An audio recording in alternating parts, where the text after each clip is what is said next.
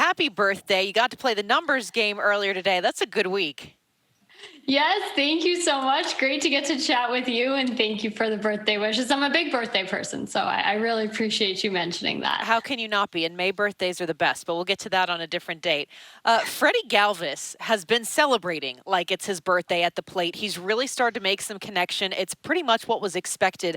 But what is it exactly that's giving him that success right now?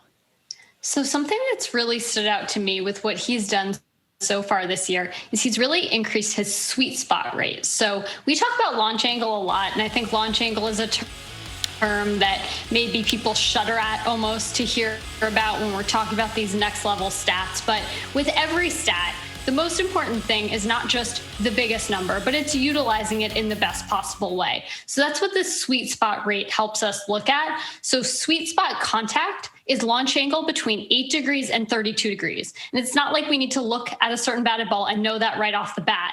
But what that's doing is giving us a number to quantify something that people have talked about for more than 100 years in baseball, right? Sweet spot contact. So when you look at what Freddy Galvis has done this year, and Cedric Mullins is actually on this list as well, both of them are among the top 10 in increases in sweet spot rate from last year to this year. So what that's telling you is that both of them are just making much more solid contact. Now, this isn't about how hard you're hitting it, but you could look at something combining sweet spot and hard hit to really get that optimal contact. But we talk about things like barrels, and we look at how sweet spot batted balls have done. And you're talking about pretty much like a 500 batting average above 1 slugging percentage when you make that type of contact. So that's really what's been helping him have this offensive resurgence. Oh, and I love that you just mentioned Cedric Mullins. Everybody's been talking about what he's done at the plate, but the fact is that ever since he came back in the 2020 season, he's been flashing gold glove caliber defense the entire time. Break that down a little bit.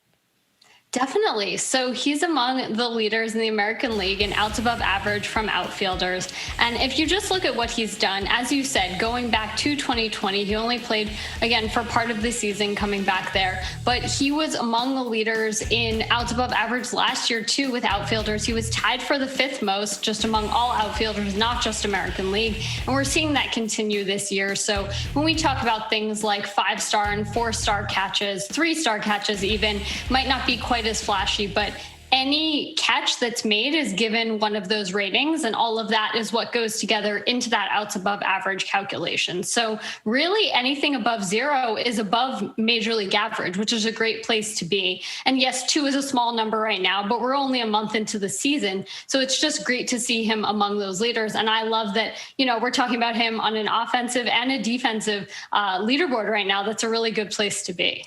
He's been kind of that all-around package. If you had to look at the Orioles from the outside, what stands out to you the most about how this team is still, they're fighting for 500, but arguably are outperforming the expectations set before the season started?